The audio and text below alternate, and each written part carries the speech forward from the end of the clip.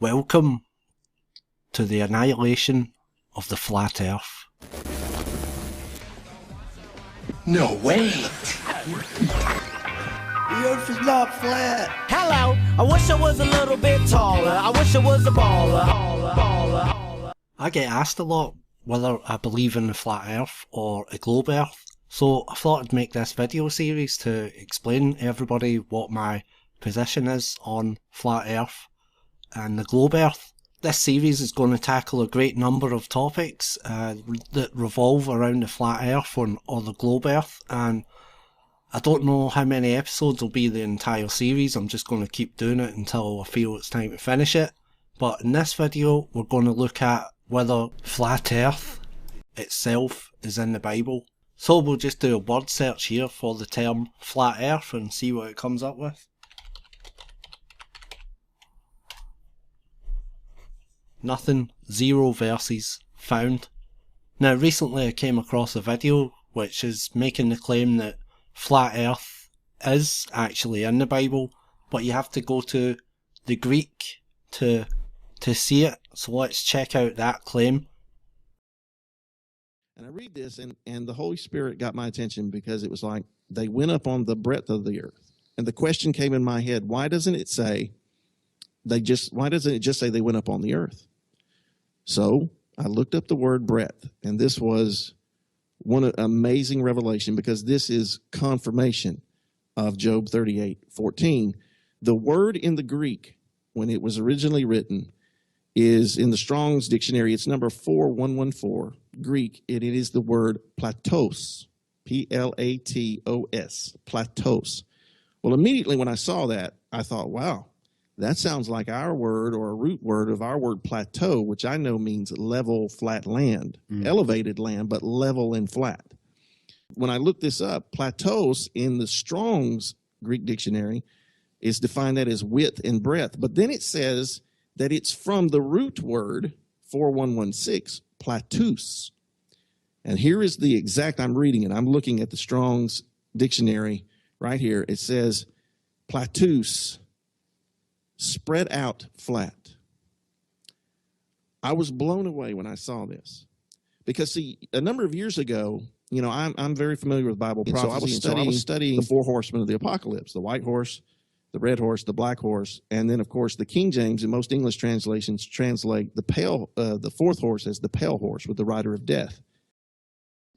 So he goes off on a tangent there and he starts talking about the pale horse is actually a green horse, and he connects that to Islam. I don't know why, but he's trying to make his point that Revelation 20 verse 9 should be translated different, and he's using the verse about the pale horse to make his point. So I've skipped it forward a bit just to get to the moment where he makes his point about Revelation 29. Translated just like that about in Revelation 6 about the green horse, it should be translated the green horse. This one should be translated and they went up on the flat earth.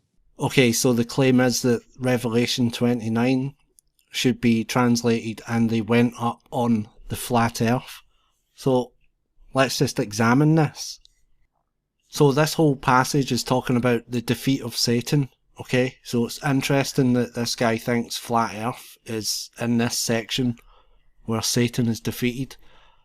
But let's just examine the text of the verse and see if what he is saying, that it should be translated and they went up on the flat earth. Let's see if that's accurate. So, and they went up on the breadth of the earth. He's saying it should be they went up on the flat earth and compassed the camp of the saints about and the beloved city. So the camp of the saints and the beloved city is Jerusalem that it's talking about here. So if you see in verse 8, it says, and shall go out to deceive the nations, talking about Satan. And the nations are in the four quarters of the earth, Gog and Magog, to gather them together to battle, the number of whom is as the sand of the sea. So the armies of Gog and Magog are the ones that are going up onto the flat earth, apparently. So if they're going up on and they went up on the flat earth. That's what he says it's translated as, it should be. Where were they before? Is my question. Where were the armies of Gog and Magog before they got onto the flat earth? Were they standing down here and they come over the ice wall? No, of course not.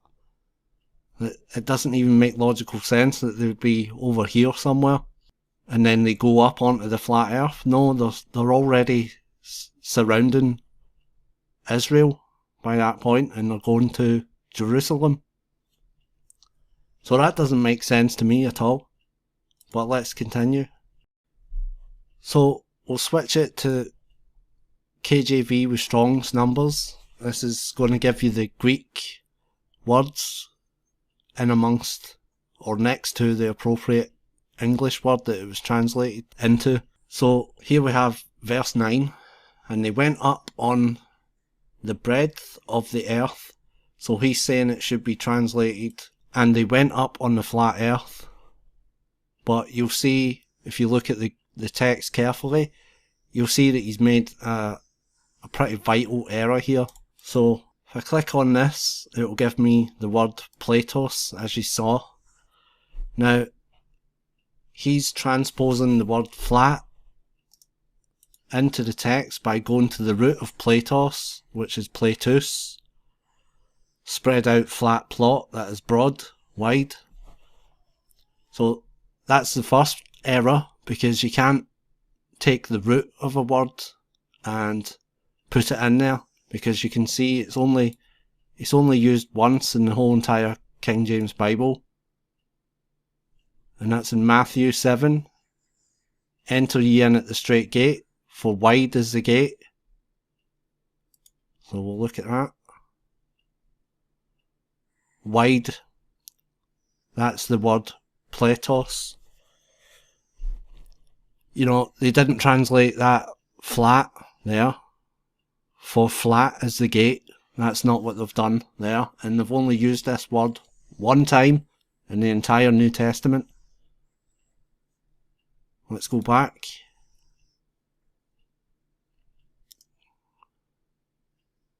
So, Platos, which is 4114. This is the actual word in the verse 9 for breadth. And that's used 4 times in the New Testament. And each time it is referring to measurements. So Ephesians 3:18, you can see it in the little box here. May be able to comprehend with all saints what is the breadth, there's the word there, and length and depth and height. So it's about measurements. And then Revelation 20, verse 9, as you know, the breadth of the earth. According to our man, Dean, he thinks it should be flat earth, which is totally incorrect. And then the other 2 uses of the same word is found in Revelation 21, verse 16, and it appears twice. And both times it's about measurements. It even has the word measured right next to it. And the city lieth 4 square, and the length is as large as the breadth. And he measured the city with the reed, 12,000 furlongs. The length and the breadth, there's the second use of it, and the height of it are equal. So it's each time it's been used in the New Testament, the word breadth, Platos, it's speaking about measurements. So in verse 9 of Revelation chapter 20, when it says the breadth of the earth, it's trying to donate to you a measurement, a large wide open space. You can't use the root of the word. You can't use this because it's only used once in the entire Bible. And that one time was for wide is the gate. So it would not make sense to say for flat is the gate. Just doesn't make sense. But the second error, which is a bigger one in my opinion, is that he's completely missing out this word of the, and that's the Greek 3588. You know, this is the, this, that, one, he, she, it, etc. So in order to make his flat earth translation work, not only does he have to use a root of a word that's not there in the text, he also has to drop words of the hoheto in the Greek. That's completely missing from his translation in order to fit his idea about the earth being flat.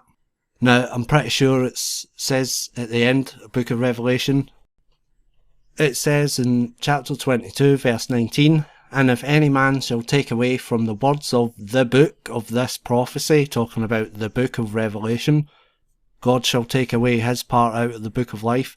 So I don't think it's a very good idea to start dropping words in order to say that the Bible has the words flat earth in it, because it absolutely does not.